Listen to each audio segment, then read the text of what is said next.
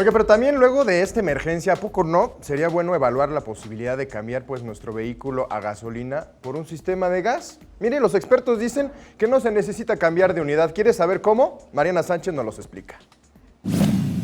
En la Ciudad de México, las emisiones generadas por vehículos representan cerca de 60% de la contaminación por partículas suspendidas gruesas. El uso de gas natural en los motores de los vehículos es una de las opciones para disminuir esta contaminación.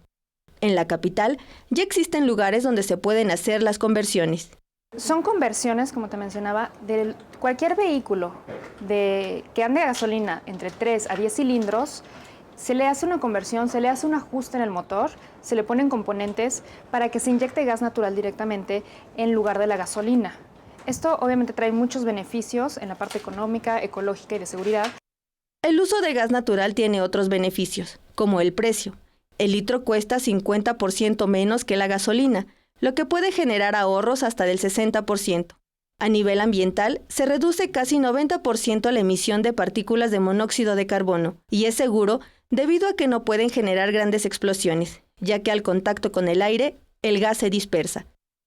De este lado nosotros tenemos la válvula de carga, la cual en la estación de servicio se conecta mediante una tubería especial, una manguera especial, y nosotros también tenemos este chip de carga, el cual es un identificador único para todos los vehículos que estén convertidos. Ya se han convertido alrededor de 2,000 unidades y una flotilla de vehículos de transporte público del Estado de México ha hecho el cambio a gas natural. El precio de la conversión depende del tipo de vehículo. Para un sedán, sería entre 36 y 37 mil pesos. En el caso de las vagonetas, dependerá de la capacidad de gas que requiera, por lo que la inversión oscilará entre 59 y 65 mil pesos.